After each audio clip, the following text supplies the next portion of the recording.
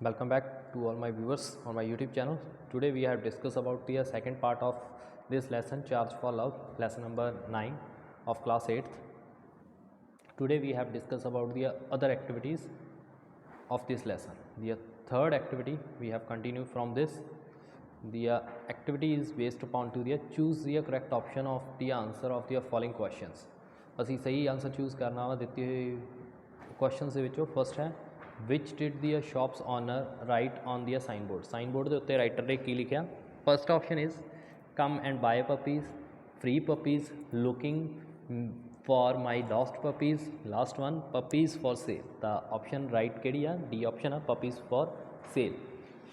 The second which was the name of the mother of puppies, puppies की मम्मा नाम की सी हॉली, डॉली, पॉला, पैली। तो answer C Dolly. Third question is how many puppies were there to choose from, किन्ने puppies के विचों उन्होंने puppies choose करने लई दिता गया 3, 5, 4, 1। तो किन्ने सीगे 5 पपीज़ के विचों चूज़ करने लई दिता गया। नैक्सट क्वेश्चन है which puppy did the boy pick, boy ने किहड़ा पपी जिहड़ा सी पिक किया।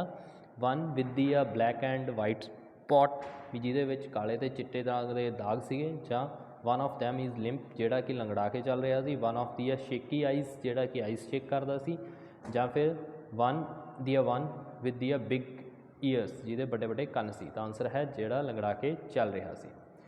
फिफ्थ क्वेश्चन है why did the boys pick the puppy up with the lamp, भी जिहड़ा बच्चा सीगा उन्हें वो पपी क्यों चूज़ किया जिहड़ा लंगड़ा के चल रहा सी। First option he could be empathize with its conditions.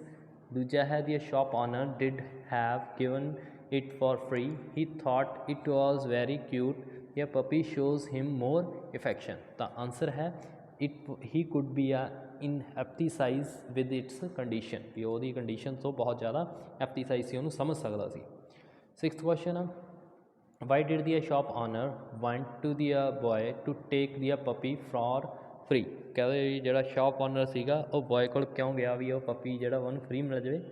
The option is he felt that he should not put the price for a love, he felt that the boy was too small to pay, the puppy would be a burden on him due to his limp, या फिर he thought that he would be have to spend a lot of money on a regular treatment। तो इसका answer C he felt that he should not put a price on love, भी love के उत्ते कोई भी price put नहीं किया जा सकता।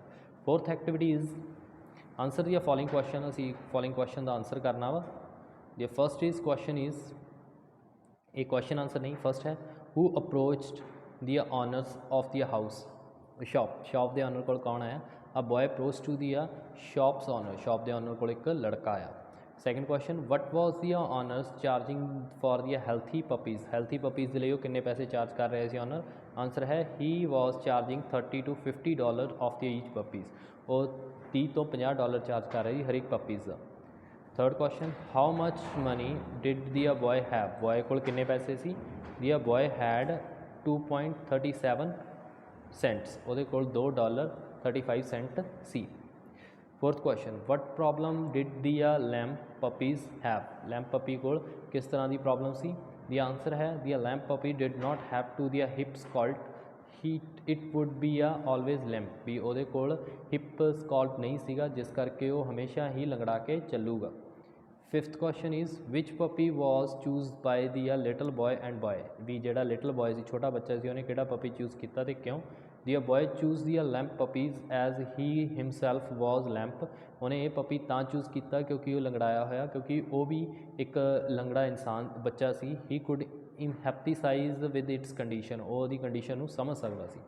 सिक्स्थ क्वेश्चन है why did the shop owners agree to give the puppy for the free, भी उन्हें क्यों जोड़ा पपी सीगा वो फ्री दिता उस बच्चे नू।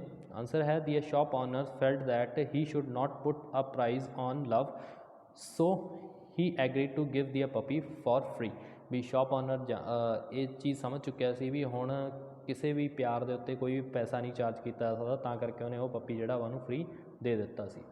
फिफ्थ एक्टिविटी है tick the correct and cross against each sentence, असी ट्रू या फॉल्स या सही या गलत टिक करना वा, जोड़ा भी सानू स्टेटमेंट जो सही लगता है टिक, जेकर नहीं लगता रॉन्ग ला लेना।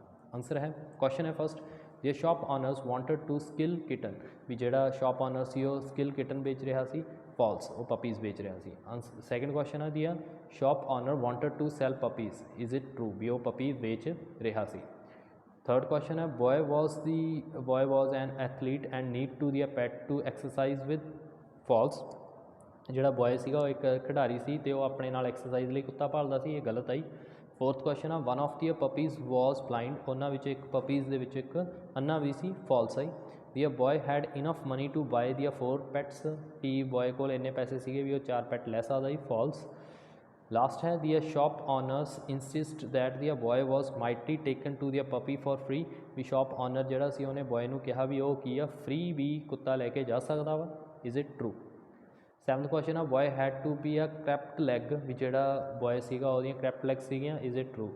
Last is the boy was initially come looking for a horse, false, भी जिहड़ा बॉय सीगा पहला घोड़ा देखण लई आया सी, गलत आई। Answer of the following question of the basis of comprehension, एक कॉम्प्रीहेंशनस दे बेस के उत्ते आपां आंसर करने हैं। देखो फर्स्ट है how did the dengue spread, भी डेंगू किवें स्प्रैड करता, it is spread through the white of the Aedes mosquito, एक एडले मॉस्किटो के कट्टण नाल ही जिहड़ा डेंगू आ फैलदा वा। How can you prevent the dengue, असीं डेंगू तो किवें बच सकते हैं, the answer is we should be a wear long sleeves clothes and prevents the mosquito bites, भी मच्छर के कट्टण तो बचण दे लई सानूं फुल स्लीप के क्लोथ जिहड़े आ पाउणे चाहीदे आ। उस तो बाद है what was the symptom of dengue, dengue के की सिम्पटम होंगे आ, आंसर है the symptom of the dengues was to the sudden high fever, several headache, pain behind with the eyes, several muscles pain, fatigues, nausea, vomiting, skin rash and mild bleeding, ये कुछ के symptom होंगे जिहदे नाल सानूं पता लगता भी सानूं डेंगू हो गया। Choose the correct one, the symptom of the dengue last up to days dash 2 to 5, up to 10, 10 to up to 8, 4 to 6, the answer है up to 10। your last question is your symptom of the dengues are high fever, severe headache, fatigue या all of these, ਤਾਂ all of these ही ਇਹਦਾ right answer ਹੈ। ਇਹ ਸੀਗਾ ਅੱਜ ਦਾ session, ਇਹਦੇ ਵਿੱਚ ਹਾਲੇ ਅਸੀਂ ਥੋੜ੍ਹੀਆਂ ਜਿਹੀਆਂ ਐਕਟੀਵਿਟੀਆਂ ਰਹਿ ਰਹੀਆਂ ਨੇ ਜਿਹੜੇ ਕਿ ਥਰਡ ਪਾਰਟ ਇਹਦੀ ਬਣੇਗਾ, ਤਾਂ ਉਹਦੇ ਵਿੱਚ ਤੁਹਾਨੂੰ ਇਹਦੇ थर्ड पार्ट ਦੇ ਵਿੱਚ ਅਸੀਂ ਇਹ ਪੂਰਾ ਚੈਪਟਰ ਜਿਹੜਾ ਵਾ ਅਤੇ ਇਹਦੀ ਐਕਟੀਵਿਟੀਆਂ ਜਿਹੜੀਆਂ ਨੇ ਉਹ ਕੰਪਲੀਟ ਕਰ ਲਾਂਗੇ। ਅਤੇ ਆਈ ਹੋਪ ਤੁਹਾਨੂੰ ਇਹ ਸੈਸ਼ਨ ਵਧੀਆ ਲੱਗਿਆ ਹੋਊ, ਤਾਂ ਇਹਦੀ ਬੁੱਕ ਵਰਕ ਜਿਹੜਾ ਵਾ ਤੁਸੀਂ ਆਪਣੀ ਬੁੱਕ ਦੇ ਉੱਤੇ ਲਿਖਣਾ, ਕਾਪੀ ਵਰਕ ਆਪਣੀ ਕਾਪੀ ਦੇ ਉੱਤੇ ਲਿਖਣਾ ਵਾ। Thank you so much for this watching this video, thanks a lot.